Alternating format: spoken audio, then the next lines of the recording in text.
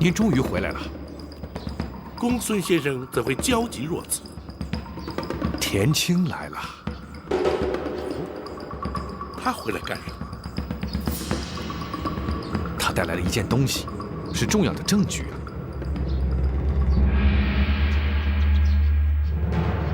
这正是张冲的罪证。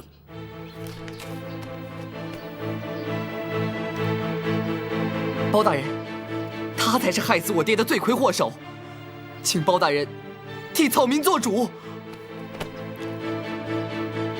这是田青的父亲任职州衙时的勘矿成文，文中所说的矿场的地点正是盗采的矿场，批示的是暂缓研议，签字的正是张冲。这下好了，张冲这回逃不了了。田青，本府等的就是张冲的罪证，你放心，本府绝不会饶他。谢包大人。哦，还有，这是我爹留下的一张图。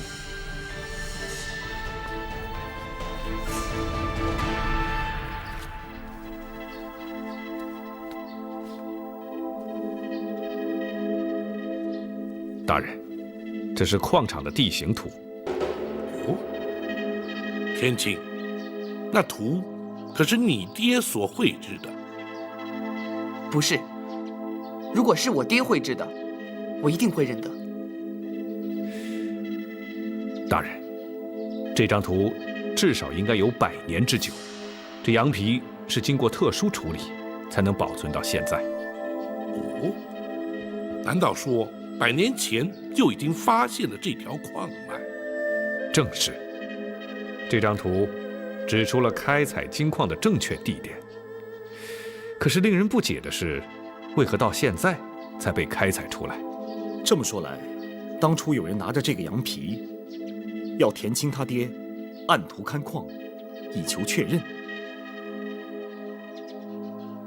田青，此事你可曾向任何人提及？没有，草民知道事关重大，不敢和任何人提起。此事必须秘而不宣，否则张冲必定会逃之夭夭。你且先回去听候本府通知，不得张扬。是。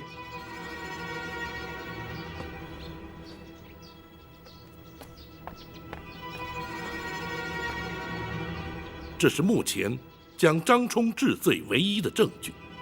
有了这些，他已无从抵赖。公孙先生要妥为收藏。是。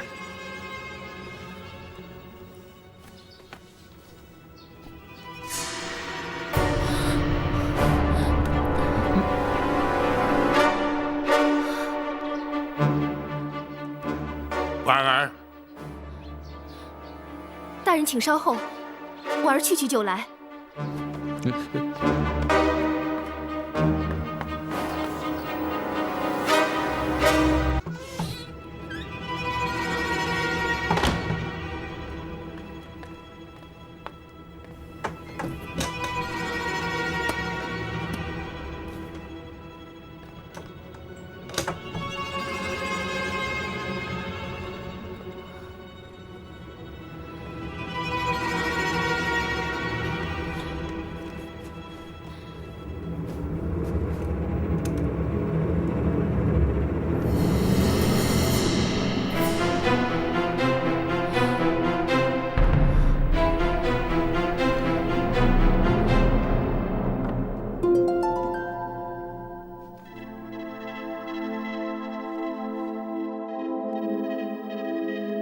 这是怎么回事？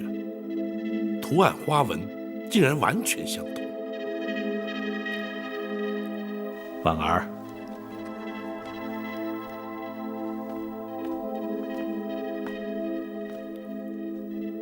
那个玉盒是哪来的？那是小王爷送给我的珍盒。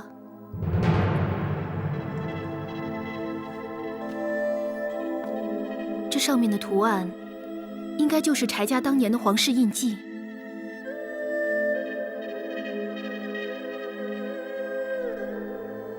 羊皮图来自柴王爷府，应该不会错。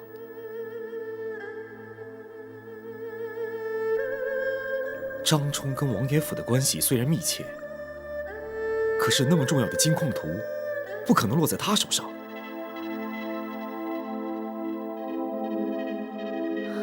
这张图应该是张冲从柴王府里偷出来的。也有可能此案根本就跟王爷府有关系。可是，凭柴王爷的财力，他不可能贪图那些黄金呢。这到底是什么原因呢？柴王爷不会，可是别人会。在王府里头，一定有张冲的同谋。两种情形都有可能，除非张冲自己招供，否则很难查出真相。不，真相已经呼之欲出。张冲分明知道本府已经对他有所怀疑，却为何仍留在青州，而不逃之夭夭？他知道我们盯着他，所以不敢轻举妄动。又或者，他是舍不得他的官位。大人要他等待朝廷的惩处，他的官位已经不保。他之所以不逃走，或许只是因为他心存侥幸。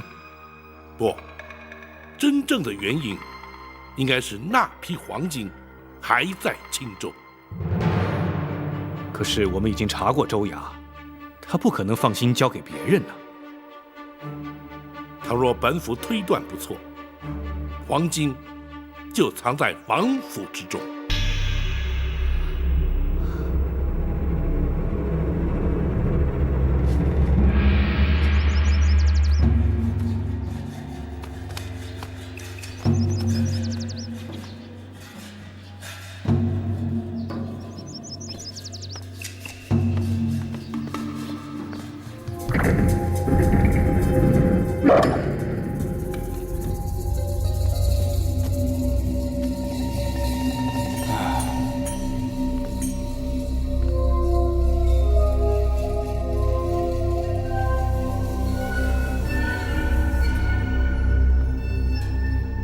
大人因何认为张冲会将黄金藏在王府之中呢？张冲若是早已将黄金运出青州，盗矿案发之后，势必急于出城。否则，如此庞大的财富，托付给任何人，都有监守自盗的可能。他又怎会毫不担心呢？那要是他早已把黄金藏在无人知晓的隐秘之处呢？盗采金矿志在黄金，如今矿场已被查封，而官位也已不保，以他的武功又不难逃逸。若是他就此离去，带着黄金远走高飞，天下之大，何处不可藏身？又何必冒着被擒之险而留在青州呢？大人，婉儿虽然不懂办案，却也有些疑问。既然你介入此案，有什么疑问，就尽管提出。是。婉儿不明白，如果他是因为那些黄金留在青州，怎么能判定就藏在王府呢？以他计划之周密，想必明白，一旦案发，必定会要查黄金的藏处。放眼青州城，何处不会去查，不敢去查？除了王府之外，别无他处。听小王爷的侍童说，张冲去柴府，都是和柴总管见面。对，最近他到王府的次数也明显的增加了。而且，每次都是我们施压之后立刻就去，一定是到王府找同谋之人商议对策。这个人未必就是柴路。可是，王府里面这么多人，又如何查呢？查人的确不易，然而查物确实不难。20几万两黄金，可以堆满半个仓库了。可是王府占地太大了，能藏的地方至少有30-40个，我们总不能一间一间去查，而且这样也太花时间了。不能公然一间间去查，否则对王爷又如何交代呢？大人还是确认与柴王爷无关吗？当然，王爷的人品如何，本府很清楚。最重要的原因还在于他没有这个必要。既然如此，大人是否先抓张冲？根据现在的证据，他是无法抵赖的。大人，属下也绝对有把握，可以把张冲擒获。问题不在于此，倘若张冲不肯供出实情，不但黄金追不回来，就连那与他串通合谋之人也会逍遥法外，还是要锁定王府追查才行啊。然而，碍于对柴王爷的交代，又如何查呢？那就只有再做斟酌，详加研议了。大人的意思，暂时不打算拘捕张冲吗？不错，一旦查出黄金下落，或是同谋之人，就是将他拘捕归案之时。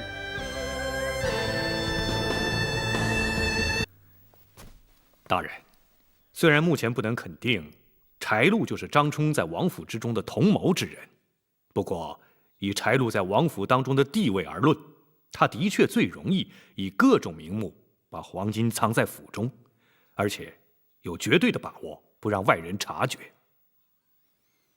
不错，展护卫今日在王府之中曾经四下看过，可曾发现有可疑之处？有一处库房守卫特别严密，柴禄吩咐不许任何人接近，就连属下都被挡了下来。应该就是那个地方了。还不能肯定，王府太大，房间太多，属下今天还没来得及细看。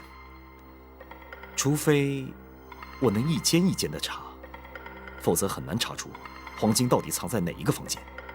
不可，王府之内皆是柴王爷的私有封地，外人不经允许，根本不准擅入。大人乃是奉旨钦差，依法当然可以进去。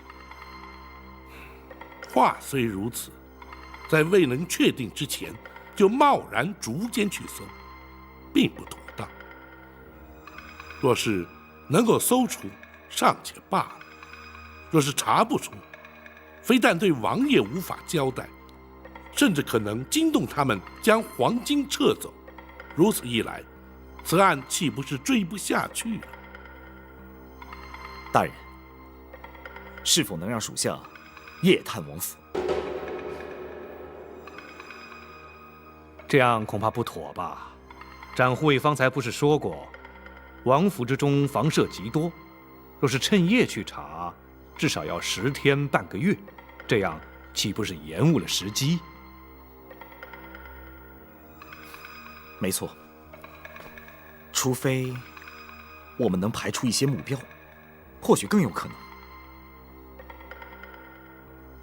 那就逐一排除不可能藏匿之处。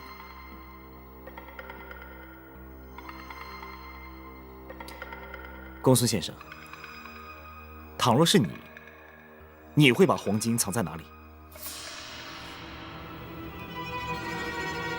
倘若是柴王爷不知情的话，应该藏在他不可能去的地方，以免让他发现。一些能让人意外发现的地方都要排除。而且此处必须日夜有人守卫，必须隐蔽遮盖，以防守卫之人心生贪念。因此，守卫多寡、房间大小、隐秘与否，就能确定是否是黄金的藏身之处。好，明日本府与柴王爷有约，展护卫不妨再去一次王府，依此方向仔细观察，寻出最有可能的藏金之处。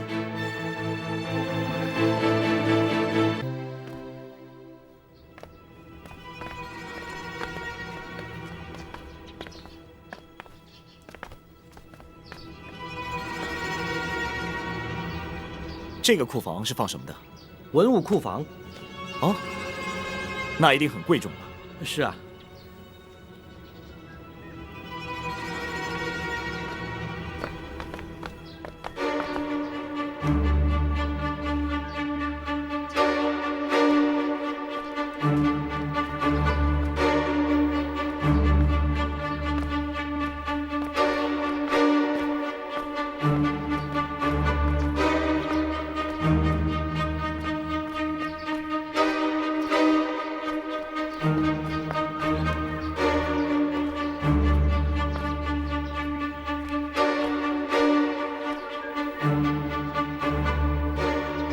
这个库房的东西你们看过没有？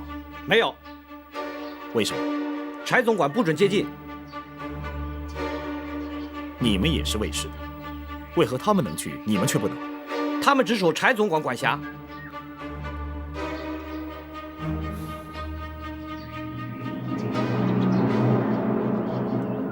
府中的大夫正在陪同慕容姑娘给小王爷治疗，属下相信不会有什么问题。那好，以后就由他专门负责对小王爷的治疗。是。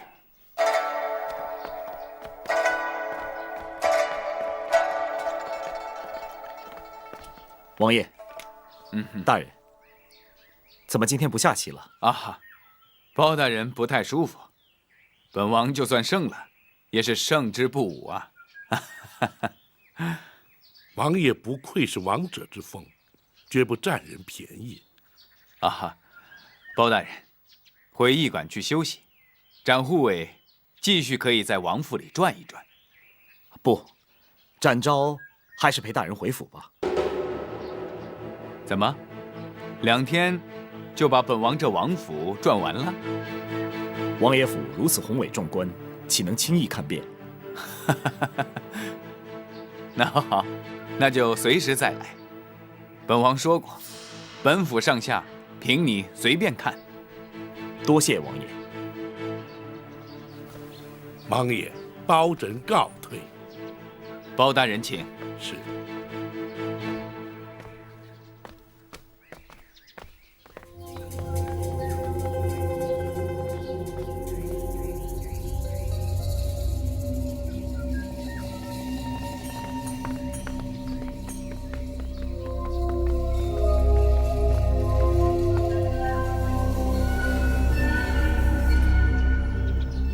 展大人今天都看了些什么地方？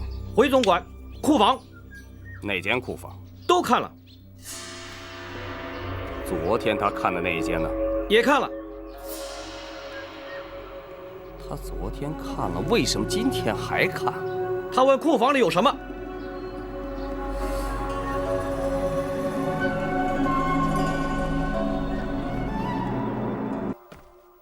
大人这么早就回来了？本府向王爷回复了婉儿的回答之后，王爷的情绪难免低落，本府也不好继续待下去。大人，婉儿自有主见，这也是无可奈何的事情啊。公孙先生，婉儿姑娘有什么事？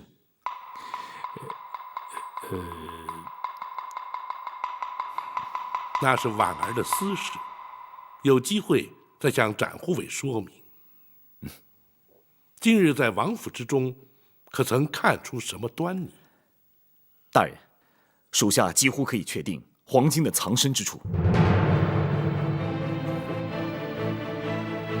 话虽如此，还是要眼见为凭啊。属下晚上再探王府，设法把证据带回。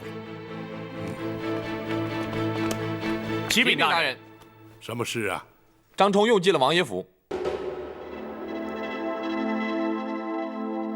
哦，他又去了王府。是王府的人去州衙找他的。大人，属下马上过去看看。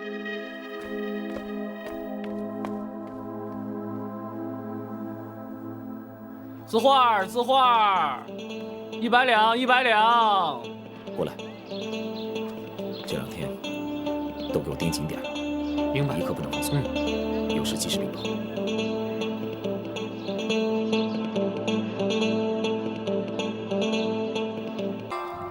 你这么着急的把我找来，到底是为什么呀？我担心要出事啊！包大人可能已经盯上王府了。怎么会呢？这2天展昭一直在王府里转，而且目标就是那些库房。你怎么能让他在这王府里面来去自如呢？嗨，这是王爷亲自批准的，我也没办法阻拦。那怎么办呢？找你来，就是来商量解决的办法的。啊！小王爷，张冲参见小王爷。柴路。是。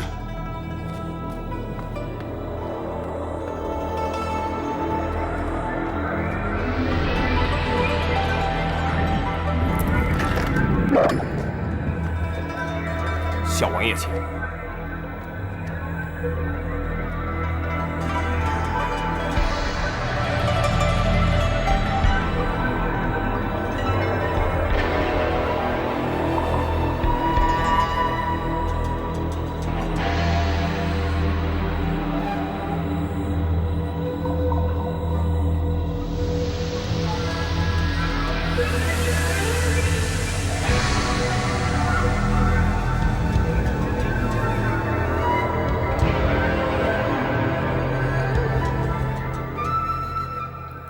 3年的功夫，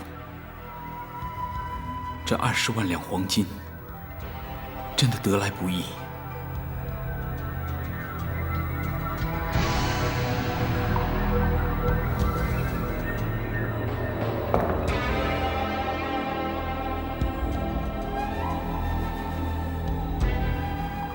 50万两黄金的军费，就可以组成一支足以推翻赵宋的军队。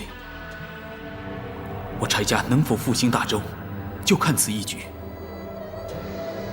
可是如今，张冲，在。你身为未来大周朝的殿前都点检，可是让好好的一个金矿毁于一旦，让复兴大计至少耽误5年。试问，你怎么跟你的曾祖张永德张大将军交代？张冲罪该万死。柴路，在。你身为未来大周朝的当朝宰相，可是你并没有好好的督促张冲，让计划一再延误。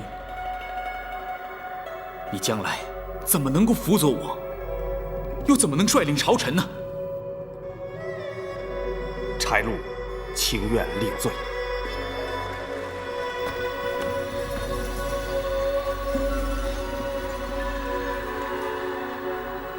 难道苍天不肯给柴家多一次机会？难道复兴大周真的永无指望？小王爷不必担心，柴路一定竭尽全力筹措军费，绝不让复国大计受阻。张冲也绝不敢再有半点疏忽。你们都起来吧。谢小王爷。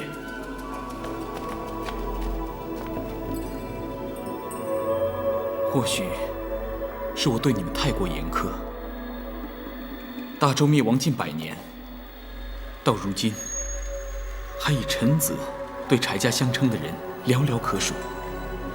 试问，我还能要求你们2个什么呢？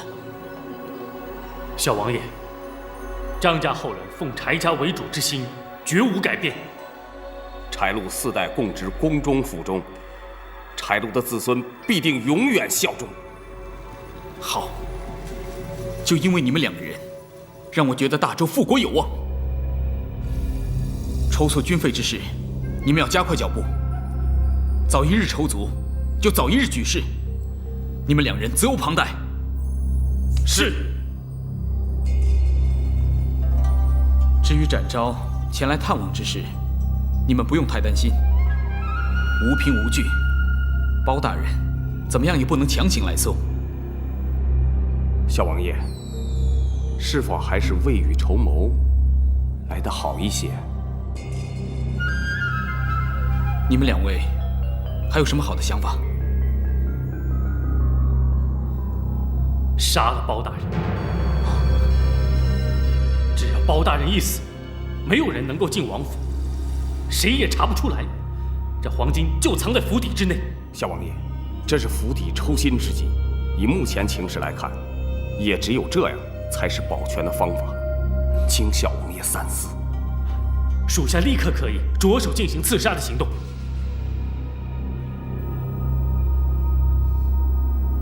不行，如果把包大人杀了，反而显得我们不打自招，承认罪状。还有，你们不要忘了还有展昭，他是江湖中人，毫无顾忌，什么事都做得出来。到时候，反而让我们事迹败露。那就连展昭一起除掉。以展昭的功夫，你根本不是他的对手。必要的时候，属下可以动用军队。没有用的。展昭如果想逃走，再多的军队也挡不住。万一他回到京城揭发此事，反而让我们功亏一篑。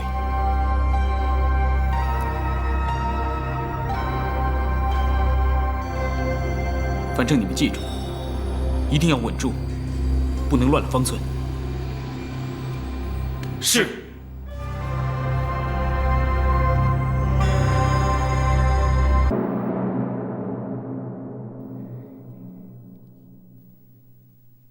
夜晚与白日不同，展护卫能分辨得出来吗？我去过2次，那边的守卫跟别的地方不一样，都是柴禄直接指派的。王府里其他的卫士根本不可以靠近，更不要说什么仆役下人了。况且这2天守卫明显的增加，一眼就看得出来。如此说来，张冲在王府中的内应，已经可以肯定就是柴禄了。柴禄是王府的总管，张冲要把黄金藏在王府之内，不通过柴禄根本就不可能。倘若证实了黄金确实藏在那个库房里面，那张冲和柴禄同谋的罪名是绝对逃不掉的。倘若果真如此，对柴王爷来说，的确是个打击。听王爷说，柴禄的曾祖是前朝世宗皇帝的太傅，周灭宋兴之后，自愿进入王府之中，改为柴姓，祖孙4代都在王府之中任总管之职，可以算得上是一门孤宗啊。只怪他自己起了贪念，如今柴王爷也帮不了他了。大人，属下夜探王府，时间很难掌握，或许回来的时候已经很晚了。公事为先，本府等你便是。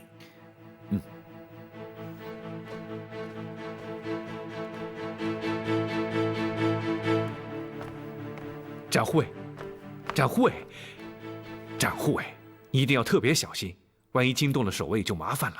柴禄发现有人盯上了库房，一定会提高警觉。公孙先生，展昭什么时候让你担心过？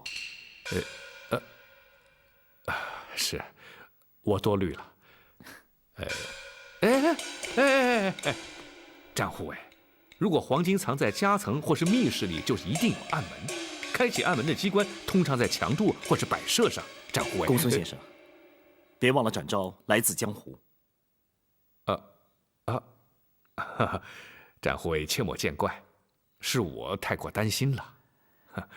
公孙先生不用为展昭操心，你应该替婉儿姑娘担心。我觉得她心里有话不肯说出来。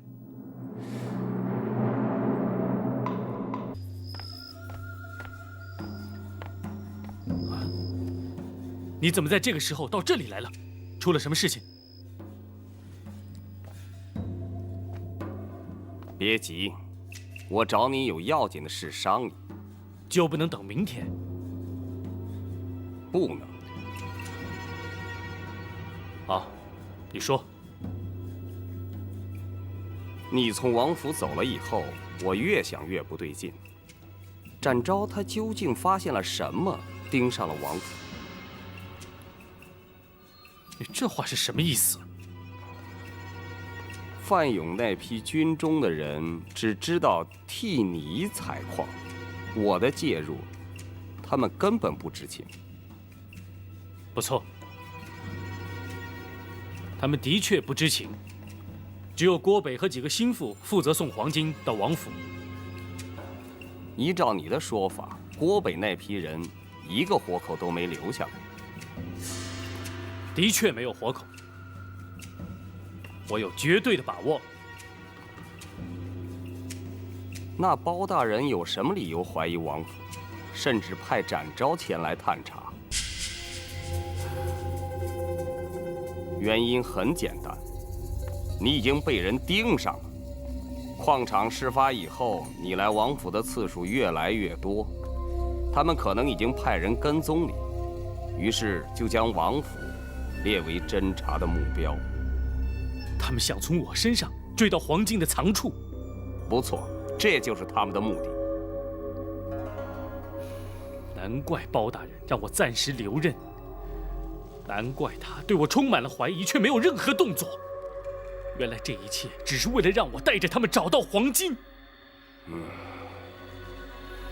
现在要撇清你我之间的关系，只有一个办法，你立刻离开青州，掐断他们侦查的目标。不行，现在离开已经为时太晚了，并不能解除他们对王府的怀疑。可是时机一旦成熟，他们对你下手，你就是我们最不利的证人。不，我不会给他这个机会。张冲，相信我，只要你看好那些黄金，不露半点口缝，包大人没有任何机会扯上王府。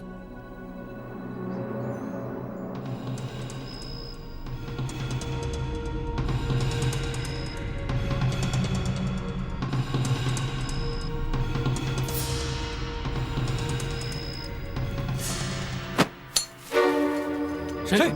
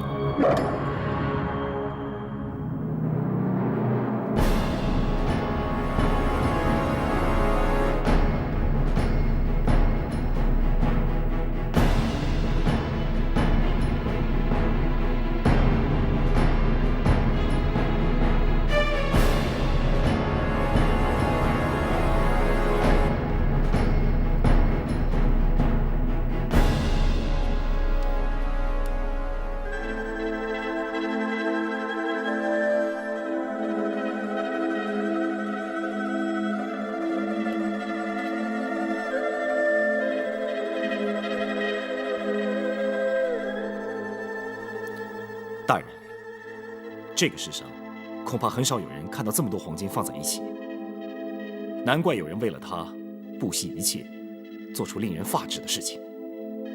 哼！可是他们也必须为此付出代价。如今证实，黄金藏在王府之内，如何才能查证黄金是从矿场盗采而来的呢？每一锭黄金在熔铸完成之后，一定会打上印记，以证明该黄金的出处。而这块金砖却平整光滑，就是最好的证明。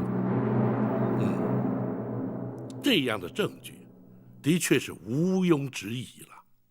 大人，是否可以马上采取行动？当然可以，不过却先要定好策略。那我们该先抓张冲，还是先去王府呢？这倒是个难题呀。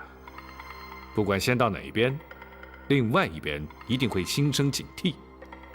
不错，张冲会逃，柴禄会马上处理黄金，到时候我们会顾此失彼。黄金迁移需要人手和时间，更需要放置之处，人却随时可以逃离，还是要先从张冲着手。先去抓张冲，柴禄那边一定会得到消息。倘若拘捕张冲，却不去州衙呢？大人是要张冲前来驿馆？不错，拘捕张冲之后，立刻采取迅雷不及掩耳之势前往王府，柴禄来不及应变。可张冲知道大人怀疑他，他是否会单独前来驿馆呢？那就需要找一个他不会警觉，而又非来不可的理由。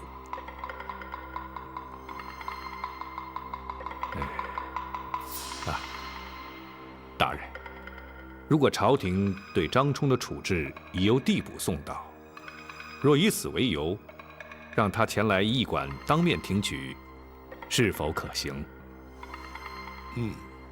按照日程推断，朝廷的决定也该到了。此法可行，不过为防万一，还是要密切注意他是否有脱逃的意图。大人放心，属下会暗中盯着他，直到他来到驿馆，他逃不了。好，明日就依计而行。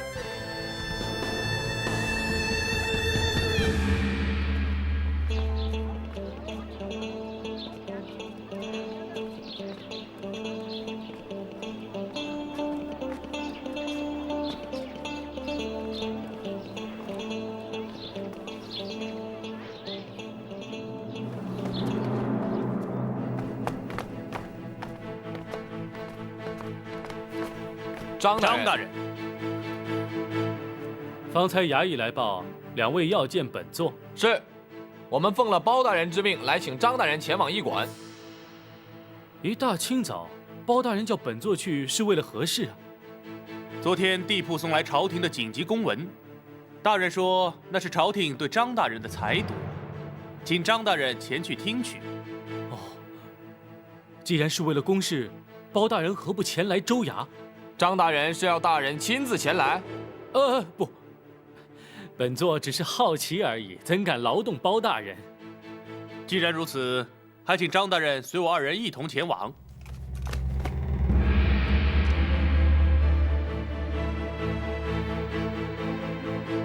好，本座就随你们前去。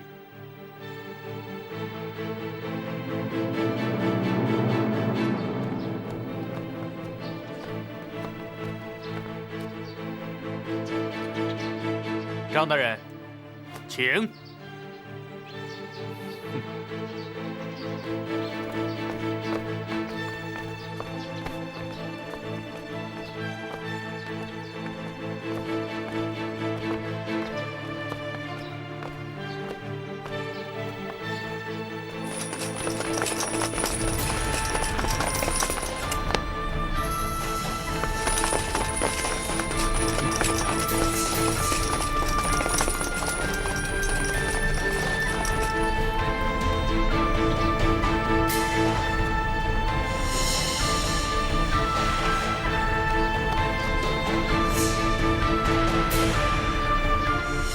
这是什么意思？这叫自投罗网。张冲，还不束手就擒！包大人，下官不知道包大人这是什么意思。盗采金矿，杀人灭口，本府要依法将你逮捕归案。无凭无据，包大人凭什么认为下官与此案有关？又凭什么要将下官逮捕？3年前，青州勘矿师田野奉你之命，前去勘察矿脉，勘定的确为金矿之后，你却驳回探勘结果，非但未上报朝廷，反而利用范永、郭北盗采金矿，并将田野杀害灭口，谎称失足落山。如今，当年你亲笔批复的公文为凭，你还有什么话说？张冲，本府劝你不要做无谓的困兽之斗。既然罪行已被揭发，就该坦然接受国法的制裁。哼，没想到当年遍寻不着的批示文书，竟然会在今天出现。不过，包大人想要将下官依法制裁，恐怕也未必办得到。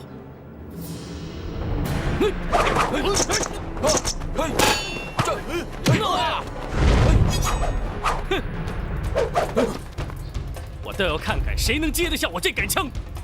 就让我来会会你这个五房眼。好，我也正想试试南侠展昭是否名不虚传。都给我退下！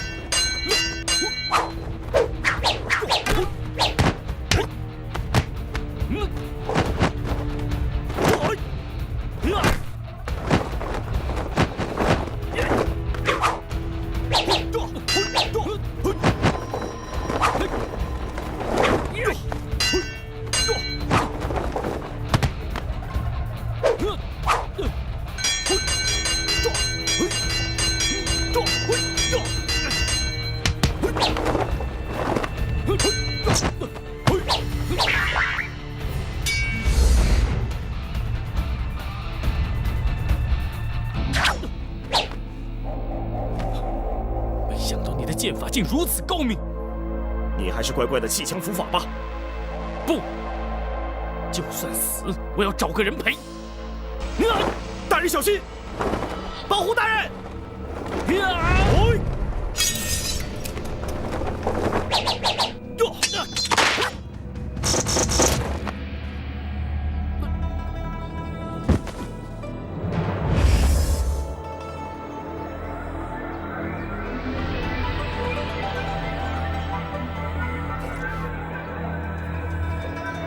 将军难免阵前亡，我死得其所。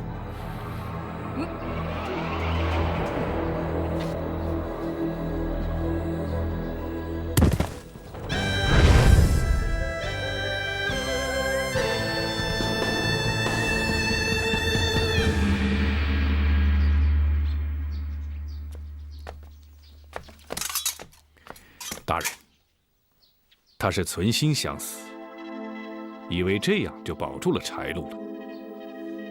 然而，他却又为何要拼死保护柴路呢？大人，张冲伏法了。芒超马汉在，派人收拾善后。是。公孙先生带齐政务，我们立刻前往王府。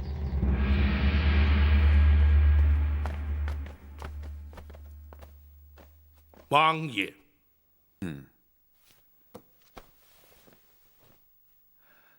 包大人，你身穿官服，带着人马，到王府来，不知所谓何故？王爷，包拯今日是为了公事而来。哦，那本王的王府之中，能有何公事而言？包拯有可靠证据，证明王府之中有人与张冲勾结，犯下了盗采黄金一案。啊，竟有此事？是什么人如此胆大包天？柴禄。包大人，你可有可靠的证据？盗采3年，不法所得的黄金，就藏匿在王府之中。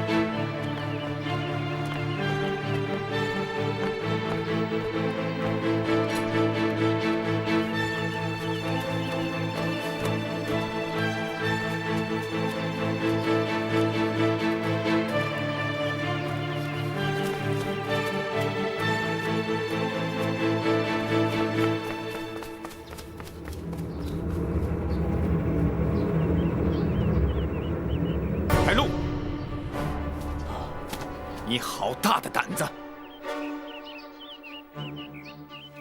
王爷，这些金砖均无熔铸出厂的印记，足证乃是私财私铸，包拯要依法行事了。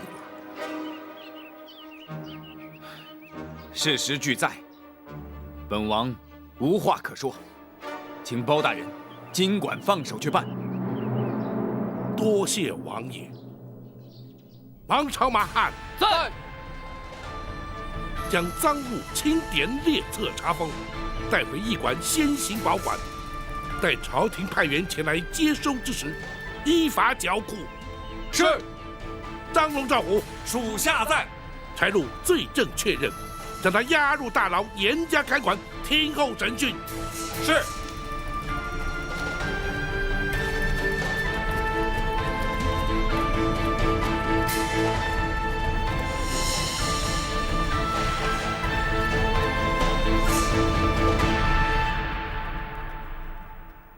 多谢王爷配合。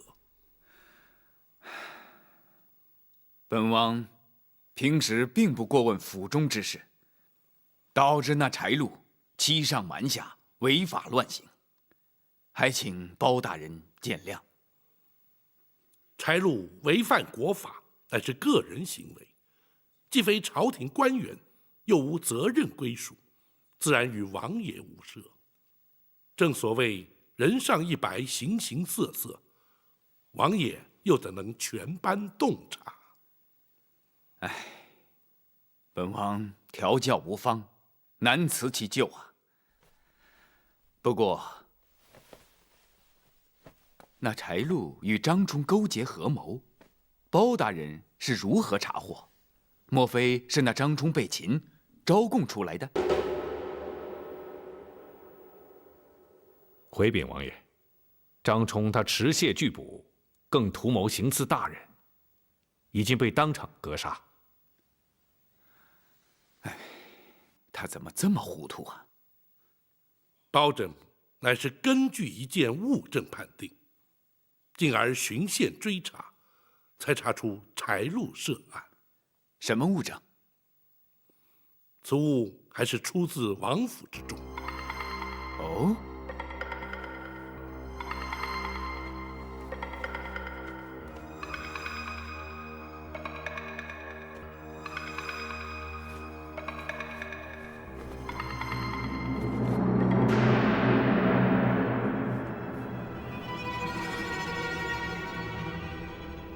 这图上的印记，可是王爷家族所有。这幅藏宝图，在柴家已有100年之久了。那柴禄身为王府总管，谁知竟敢监守自盗，将此图交给张冲，共谋盗采金矿，真可谓人心难测。王爷无需为他难过，这也是他咎由自取。王爷，此图如今已是全案物证，烦请王爷赐回。那是自然。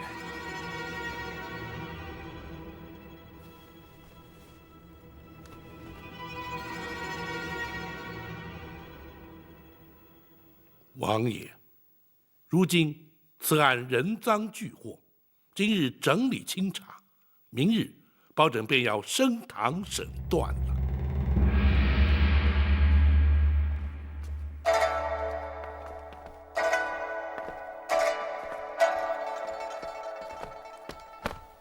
罪人拜见包大人。柴禄，在本府升堂之前，先要询问于你。如今人赃俱获，你可还有话要说？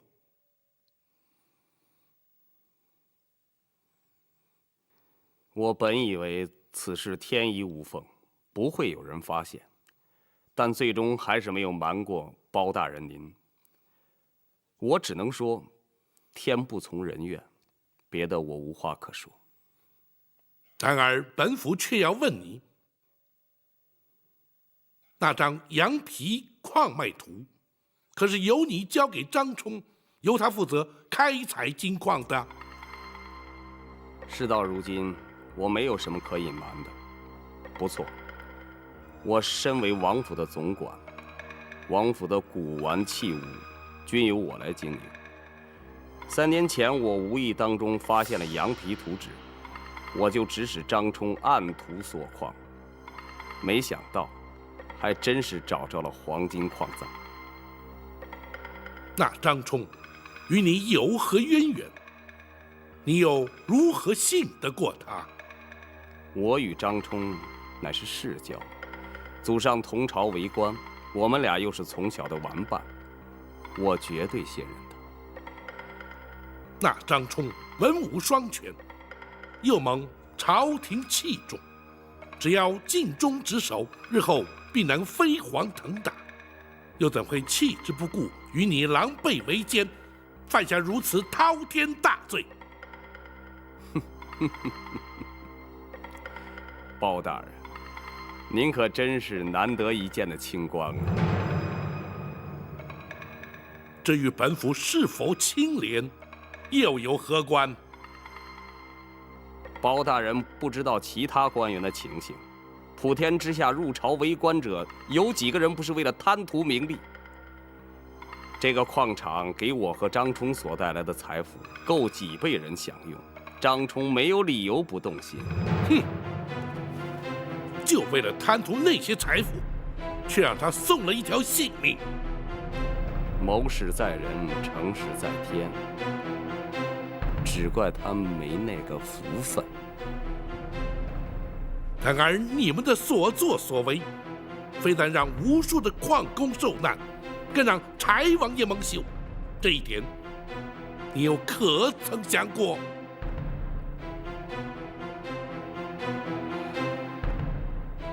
我贪图黄金，包大人依法处死，我罪有应得。唯有对王爷，我只有来生再赎罪了。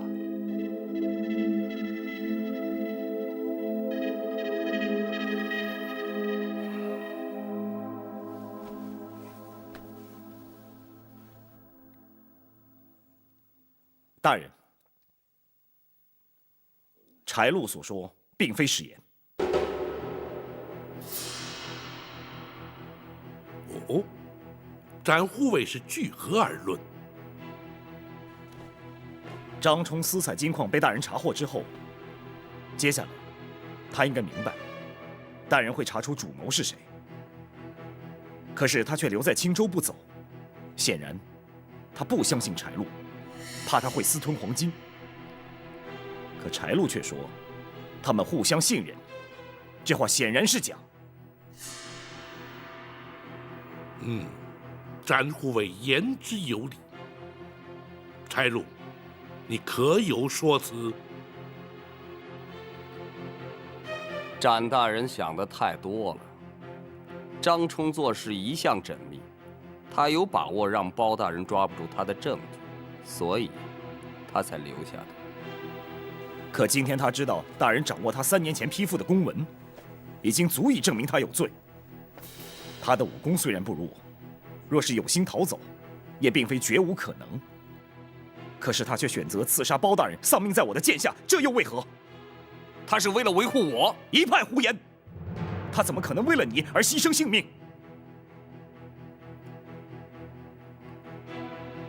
我与张冲乃生死之交，这个恐怕展大人没想到吧？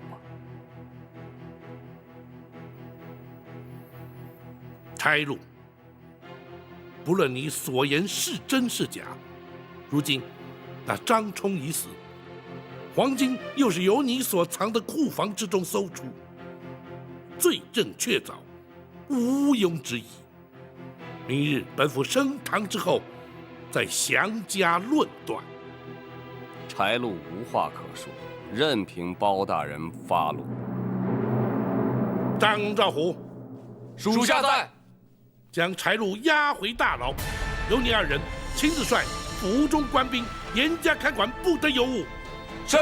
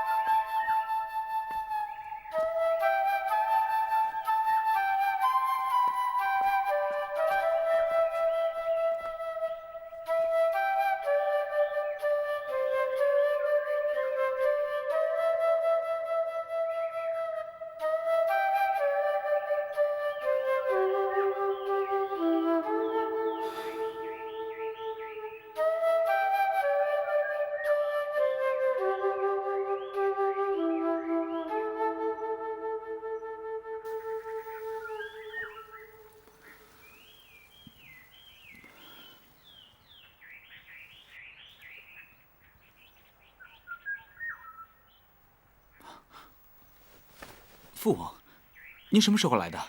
啊，我才来了一会儿。那你怎么不叫我呢？我没有打断你，看来你完全沉醉在自己的音乐当中了。没错，有许多话不好对人言，有许多事也不便对人说，所以只好陶醉在丝竹之中了。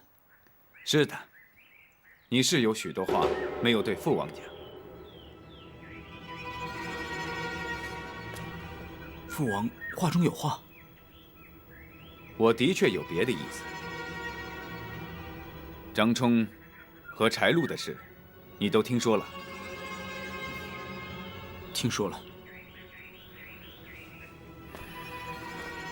我想听听你对这件事情的看法。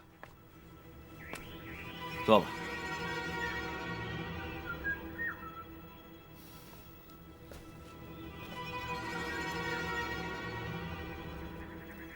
他们触犯了国法，包大人依法将他们治罪。孩儿还有什么可说的？哦，是吗？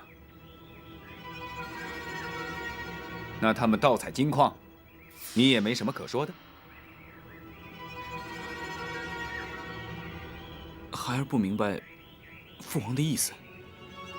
包大人查出他们犯罪，凭的是一张藏宝图，那藏宝图是我柴家之物，难道你还没有什么可说的？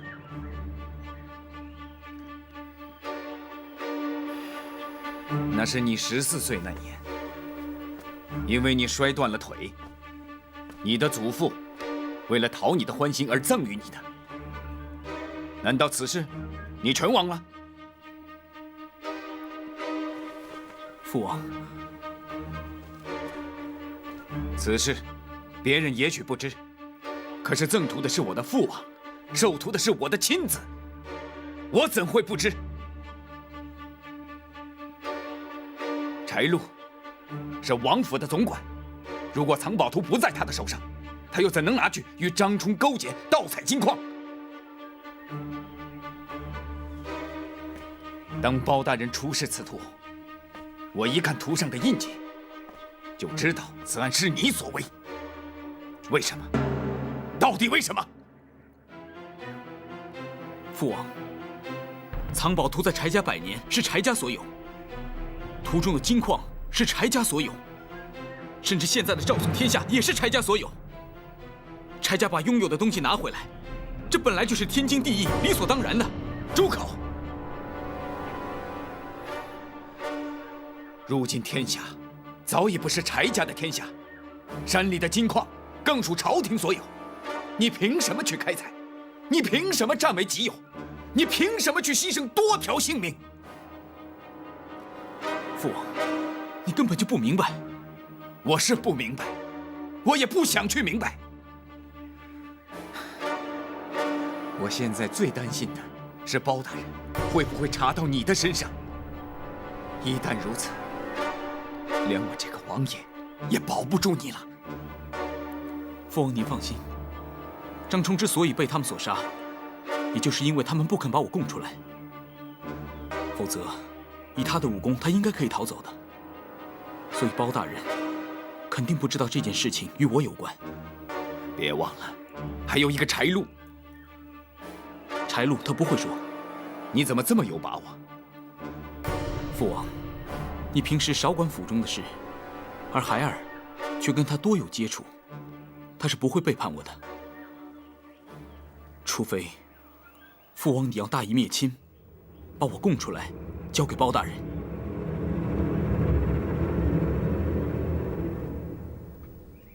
唉，父王还没有那么狠心。要我亲手把自己的儿子交出去送死，我做不到。如果是这样，包大人永远查不到我的身上。可是他凭着一个柴家的印记，就追查到了柴禄，难免不会追查到你的身上啊。柴家的印记已经多年没用，除非宫中旧物，否则外面的人又怎么会知道呢？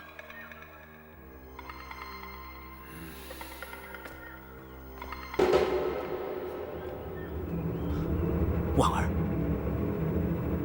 婉儿看过柴家的印记。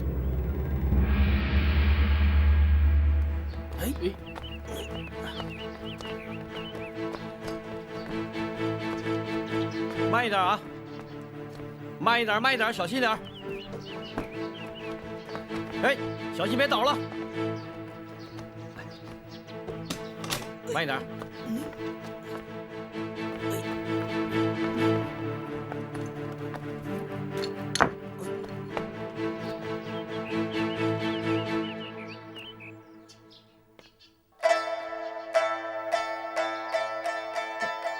哎，还有这个。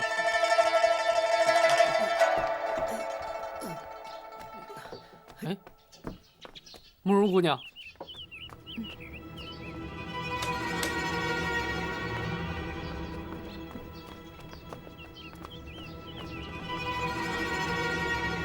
是不是从王府查到了黄金？是，大人让我们搬回驿馆扣押看管。大人是不是也带走了柴禄？是，如今正关押在州衙大牢。